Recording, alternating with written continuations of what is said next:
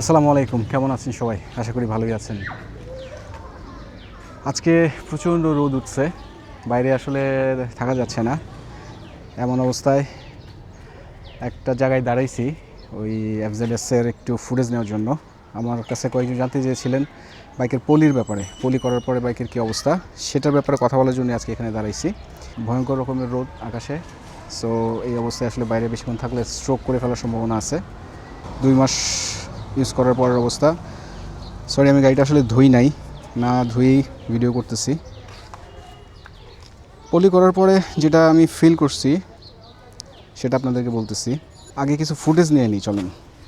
শুধুমাত্র আপনাদের কথা চিন্তা করে। কয়েকজন পলি করার পরে কন্ডিশনটা দেখতে চাইছিলেন, সেই জন্যই মূলত আজকের এই ভিডিওটা করা। জানি না রোদে ফুটেজ কীরকম আসতেছে, আমি আসলে ঠিক বলতে পারতেছি না।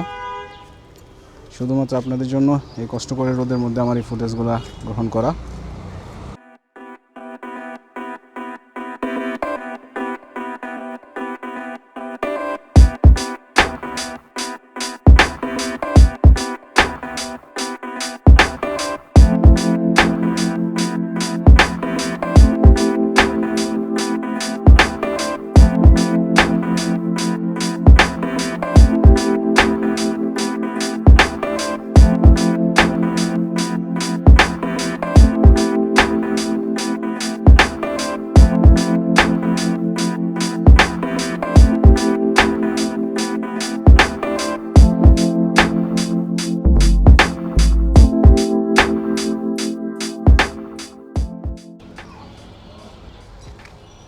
এই হচ্ছে পলি করার পরে ক্লোজলি অবস্থা।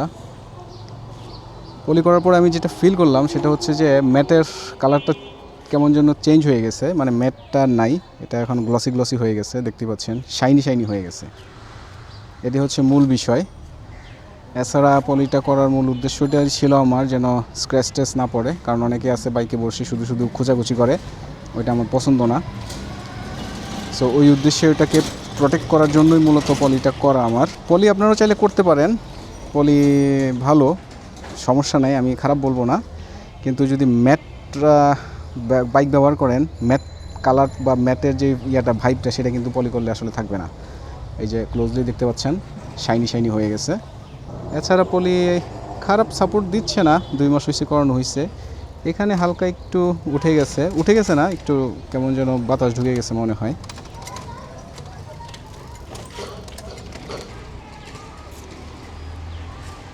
আপনি চাইলে পলি করাতে পারেন, সেটা সমস্যা না, বাইককে প্রোটেক্ট করবে।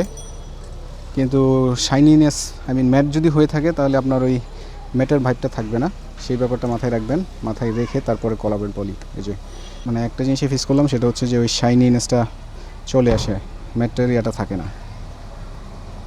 দ্যাটস ইট, আজকে এই পর্যন্তই। আরও যদি কিছু জানার থাকে আমাকে কাইন্ডলি ইনবক্স করবেন, আমি ভিডিও করে উত্তর দেওয়ার চেষ্টা করব। থ্যাংক ইউ, সবাই ভালো থাকবেন। সো আজকে এই পর্যন্তই।